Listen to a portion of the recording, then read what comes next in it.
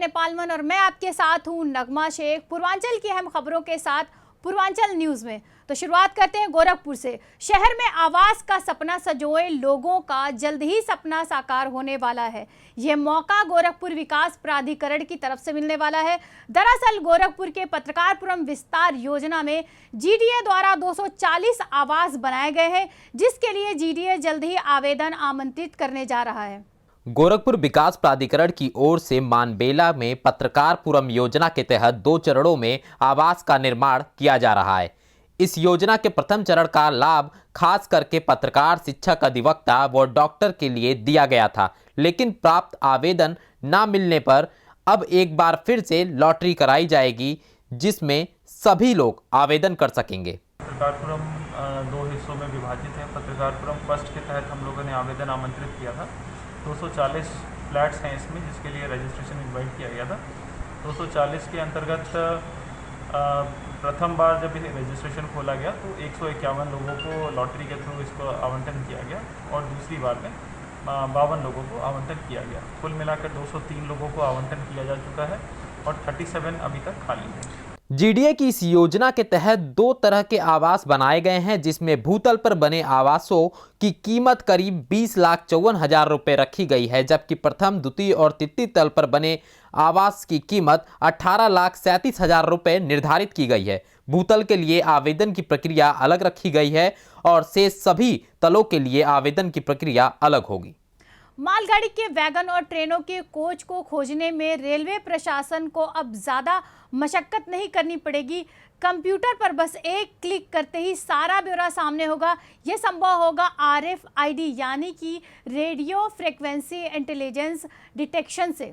Railway ने पूरी तरीके से मालगाड़ियों का ब्यौरा रखने के लिए डिजिटलाइजेशन करने की प्रक्रिया शुरू की है। इस योजना के तहत हर एक मालगाड़ी के वैगन और ट्रेनों के कोच की टैगिंग की जाएगी।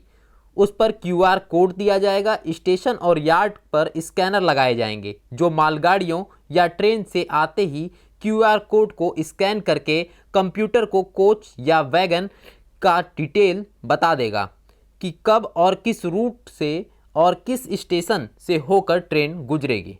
पहले चरण में मालगाड़ी को लेकर काम किया जा रहा है। 2022 तक सभी मालगाड़ी के वैगन की टैगिंग की जाएगी। इसके बाद कोच का लक्ष्य तय किया जाएगा। रेलवे में इस नई व्यवस्था से वैगन को खोजने में सहूलियत होगी और ज़रूरत के हिसाब से अगर दूसरे जोन में वैगन गए हैं तो उन्हें मंगाने में आसानी होगी। जगदम्बा त्रिपाठी, नेपाल 1, गोरखपुर। आज से बंद हो जाएगी गोरखपुर से दिल्ली जाने वाली स्पाइस जेट की इवनिंग फ्लाइट। लंबे समय से चल रहे लॉकडाउन के खत्म होने के बाद 21 जुलाई से शुरू की गई उड़ान की सुविधा को स्पाइस जेट अब बंद करने जा रहा है। लॉकडाउन खत्म होने के बाद बाहर जाने वाले यात्रियों की संख्या बढ़ने से स्पाइस जेट ने दिल्ली के लिए रोजाना इवनिंग फ्लाइट शुरू करने का निर्णय लिया था और लगातार अपनी सेवाएं भी दे रहा था। लेकिन अब स्पाइस जेट ने गोरखपुर से दिल्ली जाने के लिए इवनिंग फ्लाइट की सुविधा देने से मना कर दिया है। हालांकि इसका कारण स्पाइस जेट की तरफ से अभी नहीं बताया गया है। गोरखपुर से दिल्ली की उड़ान भरने वाली इवनिंग स्पाइस जेट की सुविधा अब खत्म कर दी गई है। ऐसे में यात्रियों को काफी परेशानियों का सामना करना पड़ रहा है।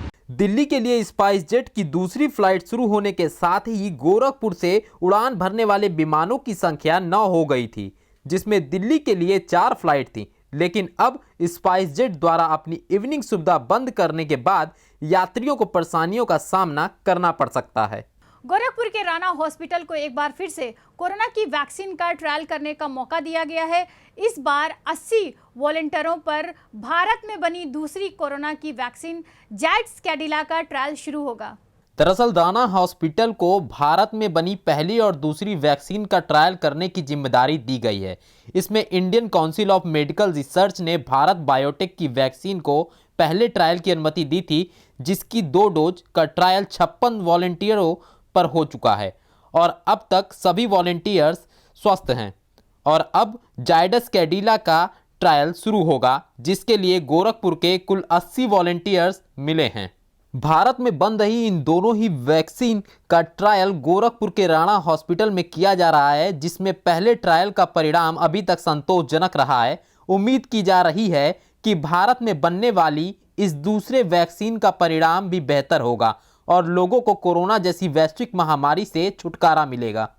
Indian council of medical research के द्वारा इस बार भी गोरखपुर के राणा हॉस्पिटल को भारत में बनी दूसरी कोरोना की वैक्सीन के ट्रायल करने का मौका मिला है। आपको बता दूं कि इससे पहले भारत बायोटेक द्वारा बनाई गई वैक्सीन का ट्रायल भी गोरखपुर के राणा हॉस्पिटल ने किया था और इस बार जाइडस के डीला द्वारा बनाई गई वैक्सीन का ट्रायल भी गोरखपुर में किया जा रहा है। इसमें तकरीबन 80 वॉलंटियर्स हिस्सा ले रहे हैं। गोरखपुर में लॉकडाउन के चलते लंबे समय से बंद चल रही दुकानों को प्रशासन ने खोलने का फैसला लिया है। मुख्यमंत्री योगी आदित्यनाथ के आदेशों के बाद थानावार प्रतिबंध हटा दिया गया है और सप्ताह में 5 दिनों तक सभी दुकानों को खोले जाने की अनुमति प्रदान कर दी गई है। पूरे प्रदेश में लॉकडाउन के कारण पहले तो बाजार बंद रहा और अनलॉक जब शुरू हुआ तो दुकानें खुलने लगी, लेकिन भीड़ को नियंत्रित करने के उद्देश्य से प्रशासन ने रोस्टर लगा दिया। अलग अलग ट्रेड की दुकानों को सप्ताह में 3 दिन खोलने का मौका दिया गया। उसके बाद बढ़ते संक्रमण को देखते हुए अलग अलग थाना क्षेत्रों में प्रतिबंध लागू किए जाने लगे, लेकिन अब सप्ताह में 5 दिन सभी दुकानें खोली जाएंगी। प्रशासन ने इस व्यवस्था को शुरू करने के साथ ही रोस्टर व्यवस्था को समाप्त कर दिया है। नहीं, लॉकडाउन में रिलैक्सेशन दिया गया है। जो पहले थानेवार लॉकडाउन लगाए जा रहे थे, डीएम साहब के आदेश से थानेवार अब लॉकडाउन नहीं लगाए जा रहे हैं, वीकेंड पे लॉकडाउन लगाए जा रहे हैं। इसमें काफ़ी दुकानें खुली हैं। लोगों से बार बार सहयोग की अपील की जा रही है कि मास्क और सामाजिक दूरी का ध्यान रखें। दरअसल लंबे समय से दुकानों को बंद रहने के कारण व्यापारियों का माल उनके गोदामों में डंप होने लगा था, जिससे व्यापारियों को काफ़ी दिक्कतों का सामना करना पड़ रहा था। हालांकि जब प्रशासन द्वारा सप्ताह में 5 दिन दुकानें खोलने की अनुमति दी गई तो व्यापारियों में काफ़ी उत्साह देखने को मिल रहा है। व्यापारियों के लिए तो बहुत अच्छा हो गया है। जो कस्टमर कंप्लेन था वो खत्म हो गया है। जो कस्टमर परेशान हो रहे थे, बार बार कॉल करके पूछते थे कि दुकान खुली है, तो वो सब चीज़ें काफ़ी अच्छी हो गए हैं और कस्टमर का आना भी अब काफ़ी बेहतर होगा। धीरे धीरे 2-4 दिन के अंदर और बहुत अच्छा हो जाएगा। चहल पहल मतलब हो गई है, थोड़ा हट गया लॉकडाउन, तो उम्मीद है कि जो है अब लोग चलेंगे कस्टमर अपने शॉपिंग के लिए। उनको पहले टाइमिंग का भी इशू था, अभी 9 बजे तक का हो गया है। तो प्रदेश भर में जहां कोरोना का संक्रमण लगातार बढ़ते जा रहा है, तो वहीं दुकानें बंद होने के कारण व्यापारियों को आर्थिक मंदी का भी सामना करना पड़ रहा था, जिसको देखते हुए अब जब सप्ताह में 5 दिनों के लिए दुकानें खोलने का फैसला लिया गया है, जिससे व्यापारियों का नुकसान कम होगा।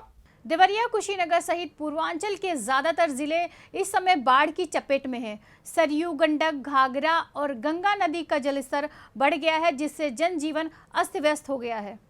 पूर्वांचल में नदियां अपना विकराल रूप दिखा रही हैं। कई गांव डूब चुका है, लोग बेघर हो चुके हैं। बाढ़ से प्रभावित लोगों का गुस्सा प्रशासन पर फूट रहा है। सरकार पैसा तो देती है, लेकिन ये लोग अपना सरकारी कर्मचारी जो भी है कागज पत्र से भर दिया जाता है और काम को अच्छी तरह से नहीं किया जाता है। पानी देखिए लगातार बढ़ते जा रहा है। हम लोग को अंदर डर भय इतना हो गया है कि हम लोग सो नहीं पाते हैं। 12 मीटर आगे बढ़ाना था तो 22 मीटर पीछे कर दिया गया है, तो इसीलिए तो ये गाँव कट गया है। तो ठोकर आगे बढ़ेगा तो जो भी गाँव बचा है वो बच जाता। ये भी गाँव जो बचा है वो भी जा रहा है, कट रहा है। बाढ़ की गंभीरता को देखते हुए मुख्यमंत्री योगी आदित्यनाथ सहित मंत्रियों ने राहत और बचाव को लेकर मोर्चा संभाल लिया है। पिछले वर्षों में जो हर साल भारी कटाव हुआ करते थे, उन कटाव को रोके जाने के लिए एक इंटीग्रेटेड स्कीम तैयार करी और उस योजना के अंतर्गत इस पर एक गंभीरता से काम शुरू कराया और उसके लिए 156 करोड़ रुपए के लागत से 16 प्रोजेक्ट स्वीकृत किए गए हैं। उसका परिणाम यह है कि 4,36,000 क्यूसेक पानी डिस्चार्ज होने के बावजूद भी ये बंधा सुरक्षित रहा है। बांसगांव लोकसभा की बात करें तो विधानसभा बरहज का इलाका सबसे अधिक प्रभावित हुआ है, जिसमें गौरा व कटेलवा गांव में जनजीवन अस्त व्यस्त हो गया है। इस समय नदियों का हर जगह पूरे पूर्वांचल में ही, गोरखपुर में सभी जगह बाढ़ के समय जलस्तर बढ़ गया है और हमारे सभी, चाहे हम चौरी चौरा की बात करें, चाहे हम रुद्रपुर की बात करें, चाहे बरहज की बात करें, चाहे हम चिल्लूपर विधानसभा की बात करें, तो हमारे सभी क्षेत्रों में जलस्तर बढ़ गया है। और जहाँ तक कटेलवा की बात है, वहाँ पर निश्चित तौर पर पहले से भी भयावह स्थिति रही है। गांव कटते कटते विलीन हो गया और मैं अभी अधिकारियों से बात करके उस पर यथासिद्ध रेन कट को जहाँ भी दिक्कतें हैं उसको जल्द से जल्द उसको कराने का काम करता हूँ। हर साल बाढ़ आने के बाद ही प्रशासन की नींद टूटती है। आनन फानन में जनता को दिखाने के लिए काम शुरू होता है, जिसमें काम कम और सरकारी रुपए का बंदरबाट ज्यादा की जाती है। नदियों के विकराल रूप के चलते हर साल हजारों लोग बेघर हो जाते हैं, जिससे उन्हें खानाबदोश जीवन जीना पड़ता है। जरूरत है इस समस्या पर विस्तृत कार्ययोजना बनाकर समाधान निकालने की। नेपाल वन के लिए देवरिया से प्रेम त्रिपाठी के साथ कुशीनगर से राजकुमार गिरी। प्रदेश में अधिकारी भले ही कागजों में सब कुछ बेहतर दिखा रहे हों, लेकिन जमीनी हकीकत इसके ठीक उलट है। बस्ती के सदर ब्लॉक में ओडीएफ के नाम पर 7 करोड़ रुपए का घोटाले का मामला सामने आया है। मुख्यमंत्री के गृह जनपद गोरखपुर से सटे बस्ती जिले का है, जहां स्वच्छ भारत मिशन अभियान को विभाग के सेक्रेटरियों ने ही चूना लगा दिया। लाभार्थी को जो पैसा दिया गया है, लाभार्थी लक्ष्य शौचालय बनवाए। यदि किसी कारणवश लाभार्थी शौचालय नहीं बनाया है, उसको टोका टाकी करते रहे, जिससे हमारा शौचालय लाभार्थी बना ले और जियोटैग किया जा सके। सिक्योरिटी की गांव के ना समय अंतर्गत गांव में ना जाने की वजह से ही लाभार्थी भी सोचता जब कोई गवर्नमेंट में से नहीं है तब हम अपना शौचालय बनाएंगे। जिस वजह से जनपद बस्ती के नाम पे जियोटैग नहीं हो पाए थे, इसलिए जनपद बस्ती लमसम सदर ब्लॉक जैसा कि आपने बताया है नोटिस जारी किए गए थे, जिसके अंतर्गत वो अपना जाएं और सुपरविजन दायित्व निभाएं और अपने गांव के जो दायित्व है गांव पंचायतों के उसके अंतर्गत काम पूरा कराएं। गौरतलब है कि बस्ती जिले के कागजों में ओडीएफ घोषित किया जा चुका है, लेकिन करोड़ों के खर्च का कागजों में ही शौचालय का निर्माण करा दिया गया है, जबकि जमीन पर अभी भी हजारों की संख्या में शौचालय अधूरे हैं। दोषी अधिकारियों ने अभी तक 6000 शौचालयों का निर्माण पूरा नहीं कराया है, जबकि धन को पूरी तरीके से खर्च किया जा चुका है। भगवान श्री राम की जन्मभूमि अयोध्या में प्रधानमंत्री नरेंद्र मोदी द्वारा भव्य मंदिर के निर्माण के लिए शिलान्यास किए जाने के बाद में राम मंदिर निर्माण ट्रस्ट को भगवान श्री राम के पुत्र कुश की राजधानी रही कुशीनगर के श्रद्धालु चांदी की ईंट भेंट करेंगे। अयोध्या में भगवान श्री राम के भव्य मंदिर निर्माण को लेकर हिंदू युवा वाहिनी कुशीनगर द्वारा राम मंदिर निर्माण ट्रस्ट को 3 किलो 501 ग्राम की चांदी की ईंट भेंट की जाएगी, ताकि भगवान श्री राम के पुत्र कुश की राजधानी कुशीनगर के श्राम भक्तों की श्रद्धा भी मंदिर निर्माण में अर्पित हो सके। कसिया कुशीनगर के लोगों ने आस्था दिखाते हुए थोड़ा थोड़ा सहयोग करके चांदी दे के हम लोगों से प्रेयर किए कि आप कसिया से भी चांदी का ईंट जाना चाहिए, इसलिए 3 किलो 501 ग्राम का चांदी का ईंट बना के कुशीनगर के लोकप्रिय सांसद विजय कुमार दुबे जी और अतुल सिंह जी पूर्व विधायक और दर्जा प्राप्त राज्य मंत्री के द्वारा भेंट करके रविवार को इसको हम लोग परम पूज्य महाराज जी को भेंट करेंगे। हिंदू युवा वाहिनी के कार्यकर्ता प्रधानमंत्री नरेंद्र मोदी द्वारा श्री राम मंदिर के निर्माण के लिए शिलान्यास किए जाने के बाद से ही चांदी की ईंट बनवाने को लेकर कार्य करने लगे थे, और अब इस ईंट को कुशीनगर के सांसद विजय दुबे एवं गौ रक्षा आयोग के उपाध्यक्ष अतुल सिंह के माध्यम से मुख्यमंत्री योगी आदित्यनाथ को भेंट किया जाएगा। भगवान श्री राम के भव्य मंदिर निर्माण के लिए सोने चांदी के दान किए जाने से ट्रस्ट का तो मानो राम राज्य आ गया है, लेकिन आवश्यकता है भगवान श्री राम के नाम पर सत्ता चलाने वाली सरकार भी जनता को राम राज्य का सौगात दे। कुशीनगर से नेपाल वन के लिए दिनेश कुमार तिवारी। प्रधानमंत्री नरेंद्र मोदी और मुख्यमंत्री योगी आदित्यनाथ के जनपद को जोड़ने वाली सड़कें जर्जर हो गई हैं। सरकार का वादा था कि सभी सड़कों को गड्ढा मुक्त करेंगे, लेकिन इस समय सड़क कम और गड्ढे ज्यादा दिखाई दे रहे हैं। पूर्व मुख्यमंत्री अखिलेश यादव के संसदीय क्षेत्र आजमगढ़ और प्रधानमंत्री नरेंद्र मोदी के क्षेत्र बनारस के मार्ग का हाल बुरा है। सड़क पर पानी, दलदल व गड्ढे हो चुके हैं। यहाँ पर कई वर्षों से रोड बन रही है, लेकिन आज तक काम पूरा नहीं हो पाया है। यहाँ 3 साल से प्रॉब्लम है और बता रहे इतना कम से कम घुटने यहाँ तक जो है कमर तक पानी आ जाता है। पानी को छोड़िए, बच्चे फैमिली सब जाती है, सब इसी में बच्चे बेचारे गिर जाते हैं।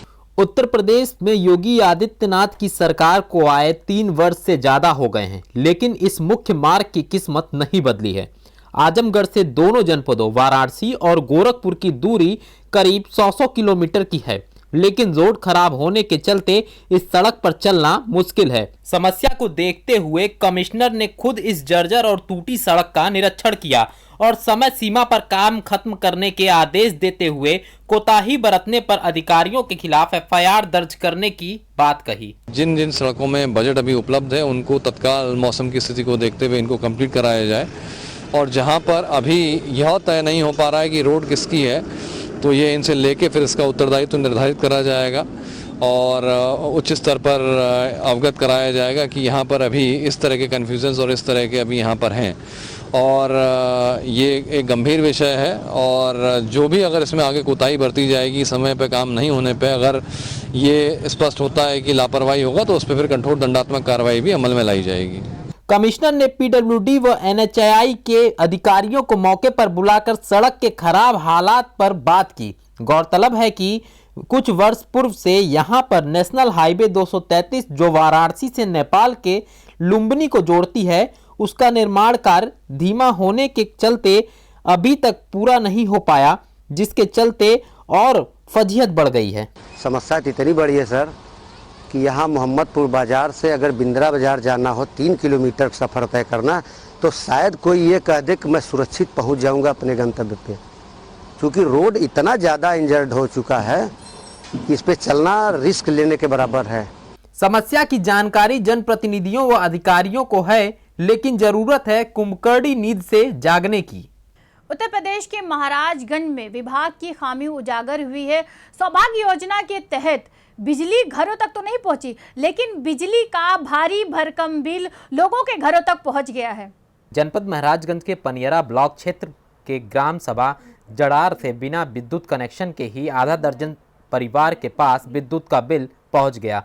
पीड़ित ग्रामीणों ने अधिशासी अभियंता महाराजगंज से इसकी शिकायत करते हुए कार्रवाई की मांग की। लोगों का कहना है कि उनके वहां बिजली का कनेक्शन हुआ ही नहीं है और बिजली का बिल आ गया है। दरअसल वर्ष 2018 में सौभाग्य योजना के तहत गांव के प्रत्येक घर में बिजली का मीटर लगाया गया था, मगर बिजली कनेक्शन नहीं जोड़ा गया। यहाँ मीटर लग चुका है और बिजली कनेक्शन नहीं हुआ है, और हमारे यहाँ और यही हिसाब से मैंने शिकायत किया हूँ, अभी तक कोई कार्रवाई नहीं हुई है। हमारे वहाँ मीटर लगे हुए 2 साल पूरे हो गए और अभी तक मतलब कनेक्शन नहीं हुआ, और मोबाइल पे बार बार बिजली का बिल का मैसेज आ रहा है। घरों तक बिजली के पोल तो लग गए, लेकिन बिना तार चढ़ाए सभी के घरों पर 8-8 हजार रुपए का बिजली का बिल पहुंचा दिए गए हैं। मामले में ग्रामीणों ने विभाग के आला अफसरों से गुहार लगाई तथा तत्काल विद्युत कनेक्शन जोड़े जाने एवं अब तक के दिए गए बिल को शून्य किए जाने की मांग की है। प्रयागराज में जमीनी विवाद में 2 पक्षों में जमकर लाठी डंडे चले। दोनों पक्षों ने एक दूसरे पर जानलेवा हमला किया। मारपीट का वीडियो भी वायरल हो गया। मारपीट की इस खूनी वारदात में एक बुजुर्ग की मौत हो गई, जबकि 4 लोग घायल हो गए हैं। वारदात करछना थाना क्षेत्र के मदारपुर गांव की बताई जा रही है, जिसमें बुजुर्ग की मौत से नाराज परिवार वालों ने हंगामा भी किया, जिसके बाद पुलिस ने दोषियों के खिलाफ उचित कार्रवाई का भरोसा दिलाकर उन्हें शांत करा दिया। एसएसपी प्रयागराज अभिषेक दीक्षित ने करछना इलाके में 2 पक्षों के बीच मारपीट में बुजुर्ग की हुई मौत पर सख्त कार्रवाई के आदेश दिए हैं।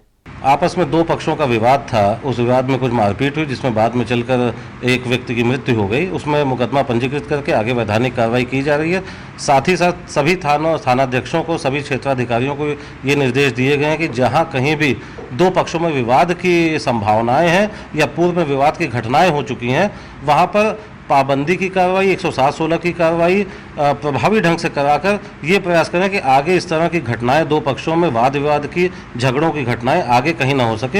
एसएसपी के आदेश पर पुलिस ने मुकदमा दर्ज कर कार्रवाई भी शुरू कर दी है। वहीं सभी क्षेत्राधिकारियों और थाना प्रभारियों को निर्देश दिया है कि विवाद के मामले में दोनों पक्षों को पाबंद करने की कार्रवाई करें, ताकि इस तरह की घटनाओं को रोका जा सके। कानपुर भागलपुर के बिकरू कांड के बाद योगी सरकार ने सफेद पोश अपराधियों और माफियाओं के खिलाफ भी शिकंजा कसना शुरू कर दिया है। इसी कड़ी में यमुना पार इलाके के नैनी चाका के पूर्व ब्लॉक प्रमुख दिलीप मिश्रा के खिलाफ भी पुलिस ने कार्रवाई तेज कर दी है। दिलीप मिश्रा को हिस्ट्री शीट 25A और उसके खिलाफ लूट, हत्या, बलवा, सरकारी कार्यों में बाधा डालने और लोगों को डराकर जमीन पर कब्जा करने के गंभीर मामले दर्ज हैं। पुलिस गैंग रजिस्टर करने के साथ ही पूर्व ब्लॉक प्रमुख की जन्म कुंडली तैयार कर ली है।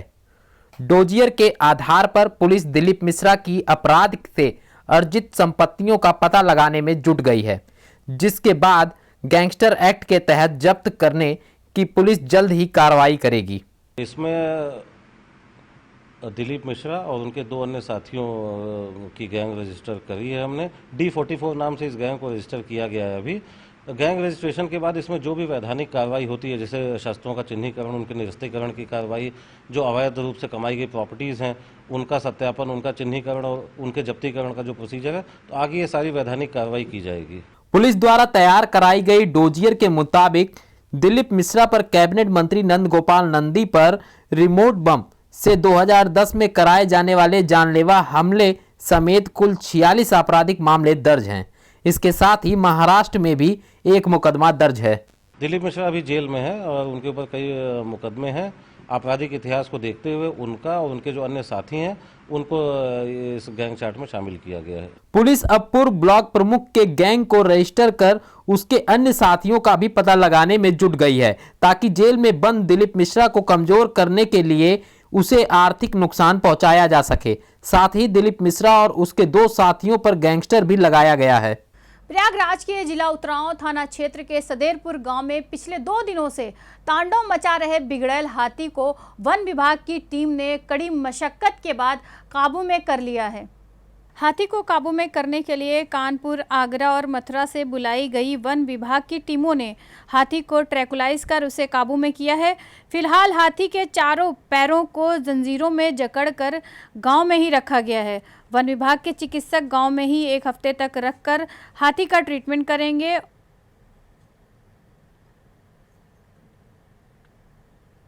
और उसकी गतिविधियों पर भी नजर रखी जाएगी। गौरतलब है कि बिगड़ैल हाथी ने 2 दिनों से सदेरपुर गांव में तांडव मचा रखा था। रविवार को गांव में ही एक बुजुर्ग को हाथी ने सूंड से पटक कर मौत के घाट उतार दिया। इसके साथ ही गांव में दर्जनों बिजली के पोल, कई घरों के छप्पर और घर के बाहर खड़ी गाड़ियों को भी निशाना बनाया था। ग्रामीणों के मुताबिक हाथी फूलपुर से पूर्व सपा सांसद नागेंद्र सिंह पटेल का है। कोरोना संक्रमण के चलते गोरखपुर दीवानी कचहरी आज और कल बंद रहेगी।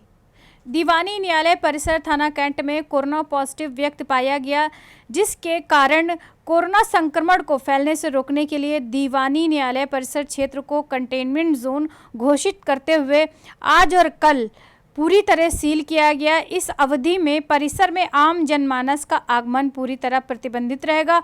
उक्त कंटेनमेंट जोन को सैनिटाइज कराने के लिए ब्रिजेश सागर को इंसिडेंट ऑफिसर के रूप में नियुक्त किया गया है। यह जानकारी एसडीएम सदर ने दी।